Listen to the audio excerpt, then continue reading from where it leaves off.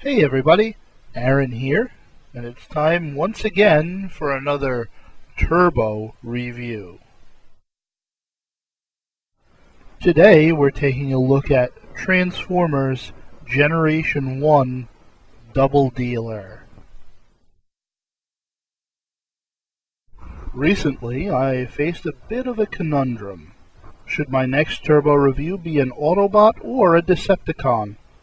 Unable to resolve this quandary, I decided to review both. But I didn't want to showcase two separate figures in the same review, so I went looking for a bot that could be considered both Autobot and Decepticon. And you know, there aren't that many for some reason.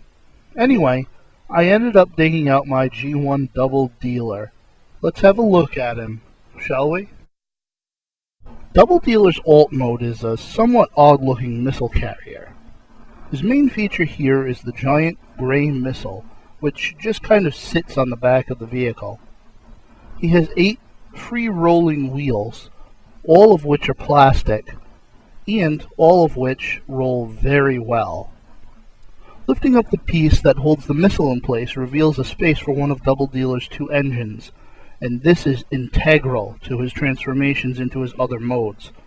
All in all, this alt mode is functional and interesting looking, even if it doesn't do very much, and it gets a score of 7.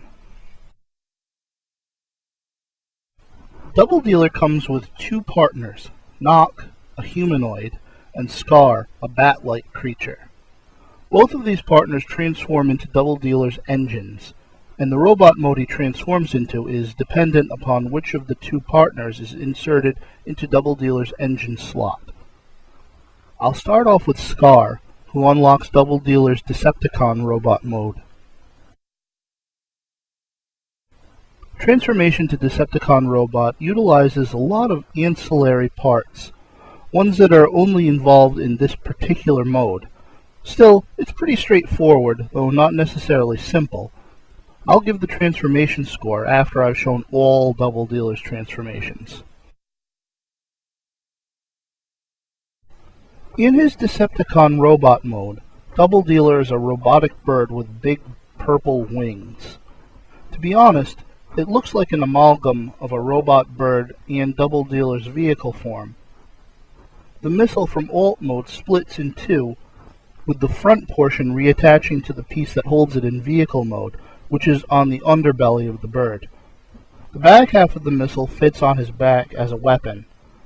He's definitely menacing in this mode, as befits a Decepticon.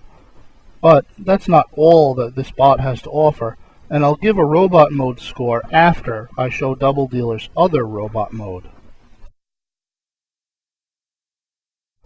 To transform Doubledealer into his Autobot robot mode, you must first get him into his alt mode again. This lets you replace the Scar engine with the Knock engine, which unlocks Doubledealer's Autobot robot. Transformation here is just as straightforward as the transformation to his Decepticon robot, but utilizes none of the ancillary parts from that mode. Instead, the vehicle parts fold out to form the robot. Score for both transformations is an 8. Doubledealer has a more traditional robot mode when in his Autobot form. His head is slightly overlarge in comparison to the rest of his body, but that's a small complaint. Once again, the missile from alt mode splits in 2. The front becomes a shoulder-mounted mini-missile, and the back part becomes a handheld weapon. This mode gives off a much more benevolent air than his Decepticon robot mode, which fits in with his disguise as an Autobot. Score for both robot modes is an 8.5.